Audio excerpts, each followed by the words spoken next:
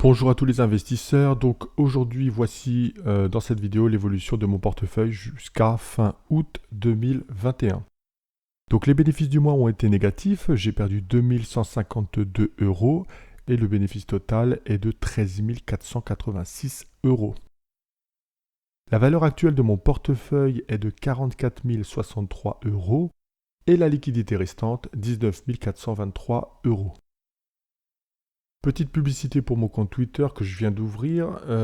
Ici, en fait, ce que je vais faire, c'est que je vais partager des informations, ce que je pense de l'économie, mais dans sa globalité. C'est-à-dire que je ne vais pas parler que des marchés actions, même si ça va être ma priorité, mais je vais éventuellement parler de l'immobilier, de la dette ou de choses un petit peu plus axées sur l'économie et non sur les marchés financiers, même si ça reste ma grande priorité.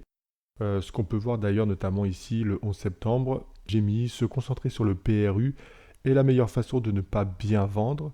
Je préfère oublier mon prix de revient unitaire et aller de l'avant plutôt que de me laisser figer par le passé. Quand vendre, quand il y a mieux à faire autre part, peu importe d'être en bénéfice ou en perte. Avec une petite image qui illustre ça, avec une femme qui regarde l'horizon pour aller de l'avant. Ce que je veux dire par là, c'est que je vais également appliquer ce tweet à ma chaîne YouTube, étant donné que, bon, à l'époque, j'essaie de faire comme tout le monde, voilà, j'essaie de montrer que je suis bon, que je fais des bénéfices, donc je montre en fait mes plus-values comme ça, alors, plus 50% lorsque je vends cette action, plus 30 ici, plus 15, plus 25.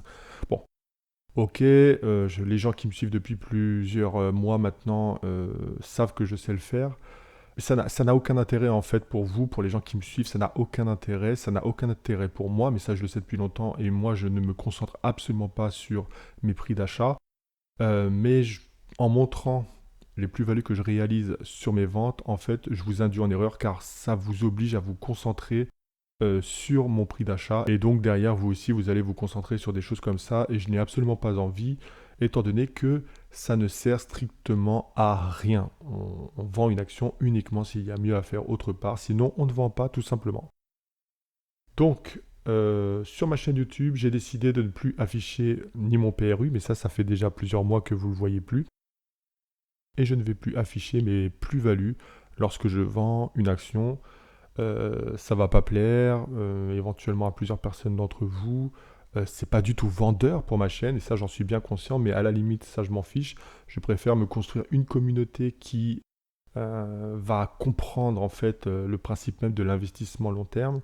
Et l'investissement long terme, ce n'est pas se concentrer sur le PRU, mais surtout pas. Imaginez, lorsque vous achetez de l'immobilier, vous n'êtes pas là tous les jours à essayer de vérifier si vous avez perdu 1%, 2% ou 5%, et puis vendre en catastrophe au cas où vous avez perdu 10%.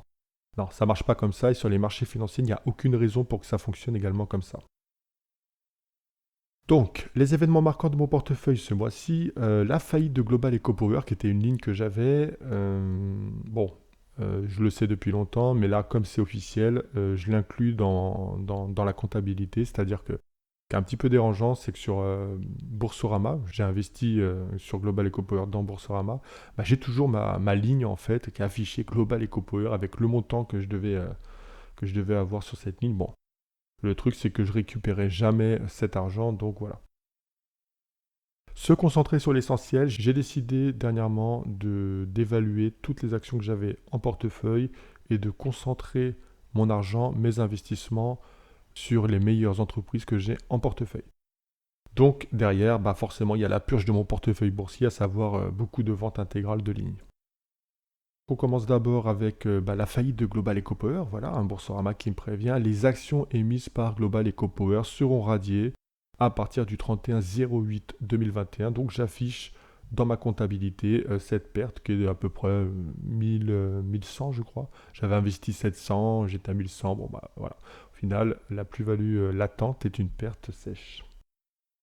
Derrière, donc le renforcement sur mes titres en portefeuille.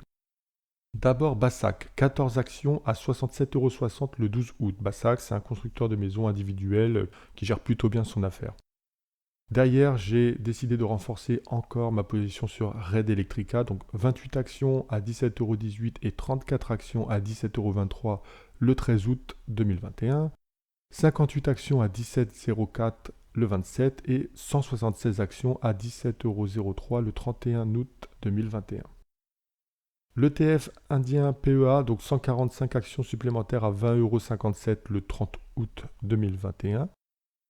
Alibaba, 10 actions à 133,60 € le 23 août 2021. Donc Alibaba, ça continue de baisser, ça peut baisser encore, hein. Comme je vous l'avais dit dans ma dernière vidéo, c'est un bon prix, mais c'est pas encore une bonne affaire, donc éventuellement ça peut baisser, même si j'ai un peu du mal à y croire. Mais on n'est pas à l'abri d'une baisse encore plus ou moins importante dans les mois à venir. Et derrière, Nelasa, donc 100 actions à 1,32 € le 28-21. Nelasa, je rappelle, ils sont spécialisés dans l'hydrogène.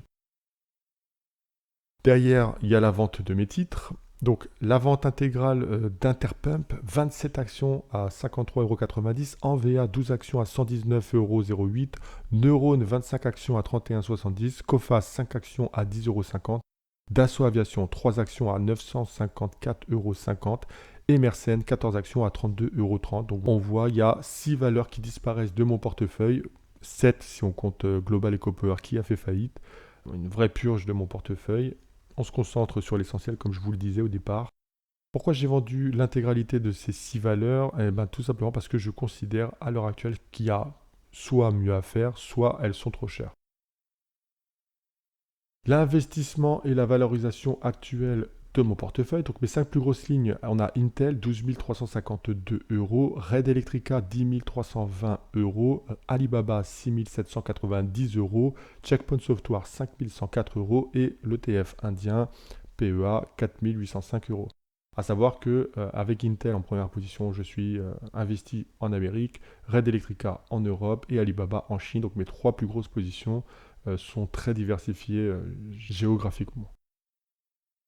Derrière, je vous montre ça comme ça pour voir un petit peu plus de valeur. Donc j'aime bien montrer que les 5 premières parce que c'est là où se concentre la grande majorité de mon portefeuille. Mais derrière, bon, pour les plus curieux, on regarde donc derrière l'ETF India PEA, on a Bassac avec 2 967 €, Nelasa 840 €, Prodway 696 € et Immersion 189 €. L'évolution de la valeur de mon portefeuille, donc ce qu'on peut voir en août, c'est que je suis passé de 65 637 € fin juillet à 63 485 € fin août. Donc c'est ce qu'on a vu en début de vidéo avec la perte supérieure à 2000 €. Et par contre, ce qu'on voit, c'est que depuis juin, ma liquidité baisse. J'investis de plus en plus sur les marchés financiers. Donc là, fin août, je suis à 19 423 €.